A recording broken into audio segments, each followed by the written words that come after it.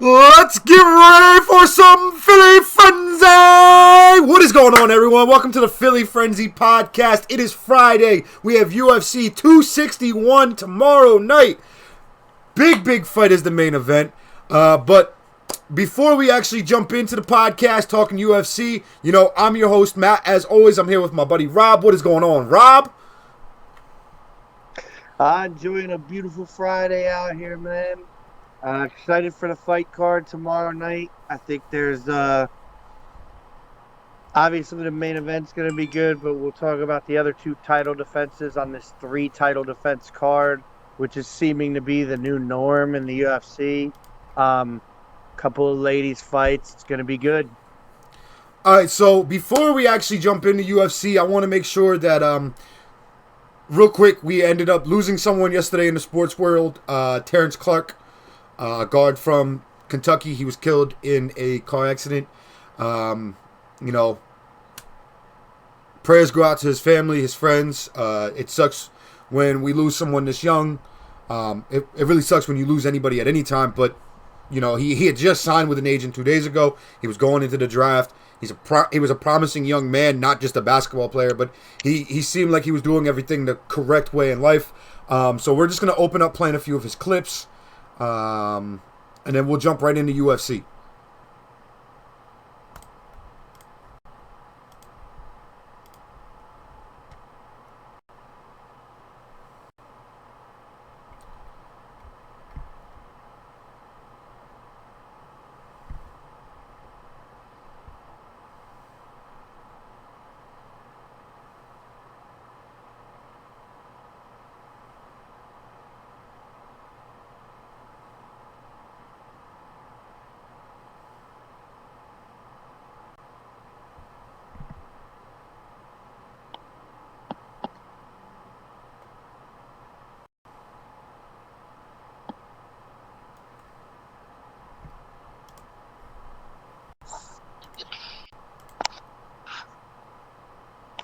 Well, that was Mr. Terrence Clark. It sucks that we lost him way too soon. Again, condolences go out to his family and his friends. And, I don't know much of the accident report-wise. I just hope that the person who is responsible is being held accountable for it. But let's jump into this UFC 261. Rob, you're usually the UFC guy, so I'm gonna just sit back, piggyback off you, let you have your fun.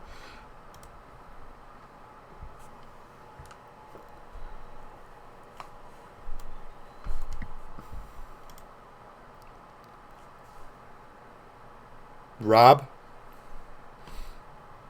did I lose you?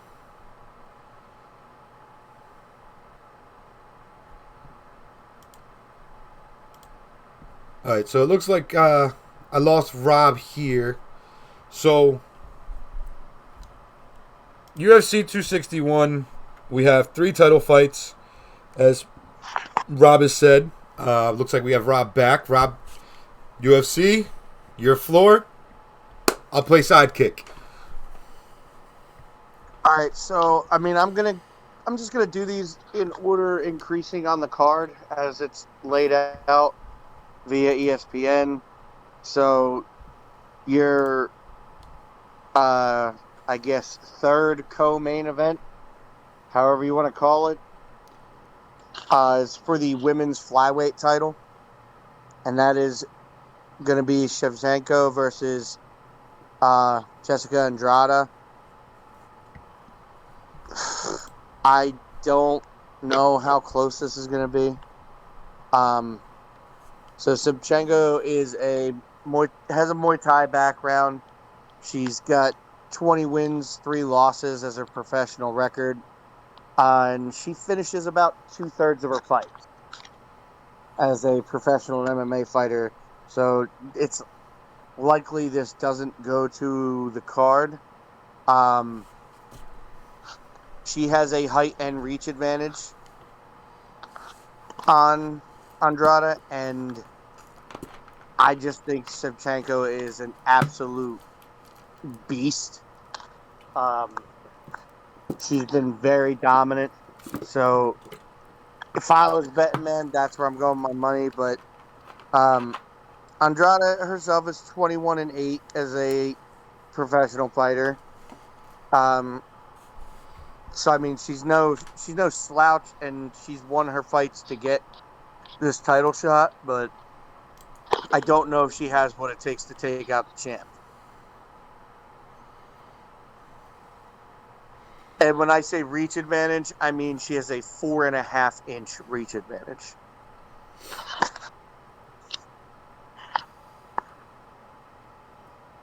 So moving on to the other female fight on the card, for the women's strawweight title, that is between Thug Rose and Weili. It has the potential to be a good fight. Even Vegas has this ranked a bit closer in the favorites. The champion is a 200-point favorite, where the challenger is a 170 underdog. But that's actually the closest odds of any of these main events by a lot. So it should be an interesting fight between the two. Weili Zhang has been phenomenal as an MMA fighter. 21-1 out of the 21 fights, Matt.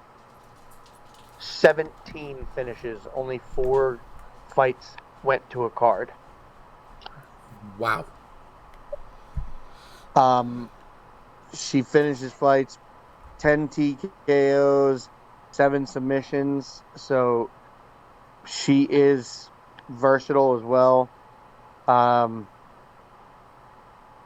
Thug Rose she's 9-4 as a pro fighter. She went on a very dominant stretch for a while in the UFC early on, but has been kind of hot and cold as a career. She can definitely she still has a chance to win this fight, but there's a good reason in my mind that the champion is a 200 betting favorite, because that's where my money would be going. I just don't see her getting caught by Rose. But you never know. That's why we have the fights. Now, Rose does have a reach advantage of 2 inches. But, over her fights, she usually has less significant strikes. Just, Willie's kind of a different animal right now, and not many people, nobody's really been able to figure her out on how to beat her. So I'm sticking with the champ until I see somebody figure it out regularly. So I want to get your opinions now on the one fight I know you're looking forward to on this card is our main event, welterweight title fight. Yeah, and I better get the introductions. Run back rematch, between Masvidal and Usman. Now, you were very impressed with Usman's last fight, as I think a lot of people were, because, he was just dominant again. Yeah, watching his last fight, his fight made me a fan, and then his post game and the way he carries himself made me even more of a fan. When you come out, what did he fight in February? He came out, I think it was February they fought, and yes, he called out Masvidal right then and there. We're 2 months later, 2 months. This man is stepping in the ring with Masvidal. That's because he barely got touched in his last fight.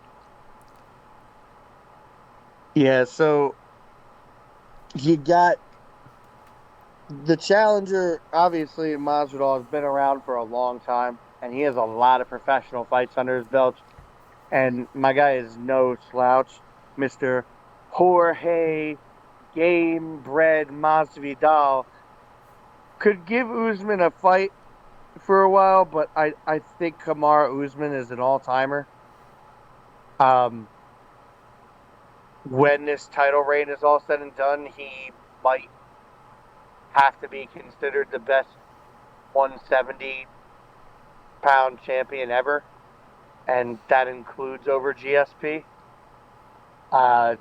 What he's doing right now is he's been completely dominant, and I don't To open roads, roads realistically see Masvidal being able to pull it off.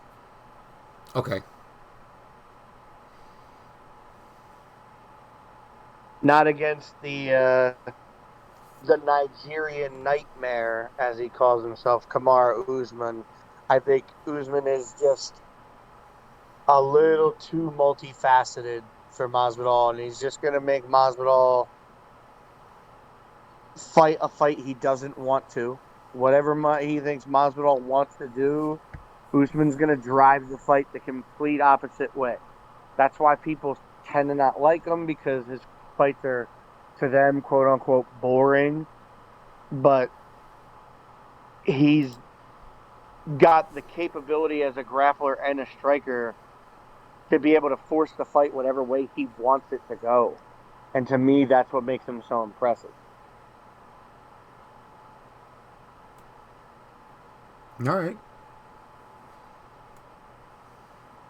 So, your picks. I want to see, what are your picks before we get off the air today for the betting folk out there? All right, so I'm going to go favorites in every fight except I'm going to take Thug Rose. Okay. I'm going to go ahead and say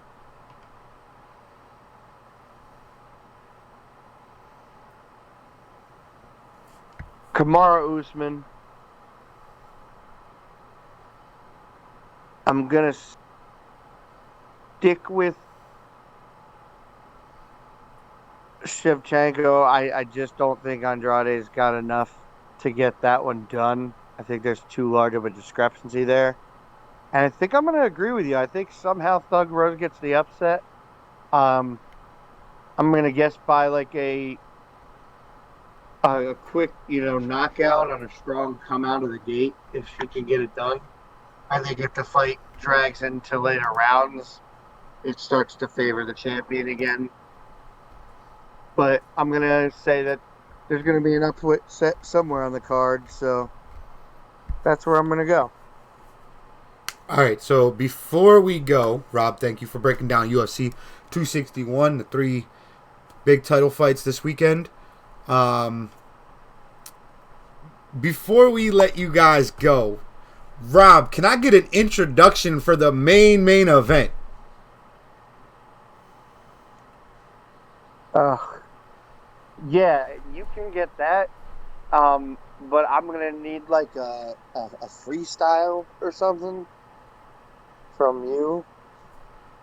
It's going to have to be a talent for talent trade-off. All right, look, I'll do a freestyle or something on Sunday when we got our mock draft first round. I'll figure something out then. Is that fair? I guess. I don't know what kind of intro you want. You just want me to say their names like Bruce Buffer? Yeah, give me the UFC feel today. All right, I'll do it one time. Only because I like both fighters too. You got Jorge Game Bred Masvidal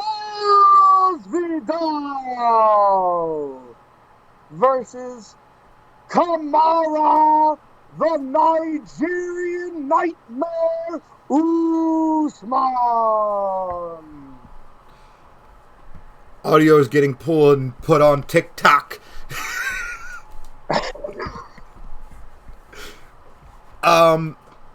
Yeah, so that's pretty much it when it comes. Rob, thank you. now I gotta go out of my little shell here and come up with something for Sunday or possibly Monday. That wraps up UFC for us. On Sunday at 7 o'clock Eastern, we will be live doing our first round NFL mock draft. This will be 2.0. We're doing it a little bit differently than we did last time. Last time, Rob, myself, and our buddy Kyle sat down, and we did picks pretty much together, kind of agreeing on them. Sunday, we are going to go live. Rob will be picking evens. I will be picking odds. And we will not know who each other are picking. And we're going to put each other on the spot to make the picks in a timely manner for these teams. It's to try and give it the same feel as if we were the general manager of each of these teams, where you don't know what's going to get picked in front of you, and the pick you thought you were going to get might not be there, and it's just going to show our ability to know, like, show you guys that we really do know what these teams need, who they're looking at, what their draft boards probably look like. Yes, that's coming Sunday, 7 p.m. Eastern, live on Twitch, and then we'll be uploading it onto YouTube. Depending on time restraints, we may go back and do a draft first round recap to cover trades, actual picks, and go along them lines. Monday, we will have our UFC recap where Rob will break down the fights, and I will sit here and say, goo goo gaga, I like this fight, I like that fight. Tuesday's NBA, you guys already know. And then Thursday, there's a very, very, very good chance that Thursday we will do some kind of live coverage either before the draft or during the NFL draft. Just, that is a work in progress, so don't hold me to it, but we should have some kind of draft special show on Thursday. I believe that's it. Rob, do you have anything you want to add to the UFC show before we let everyone go? No, I think we covered everything. But if any of our audience out there ends up having a question on this, feel free to hit us up on social media.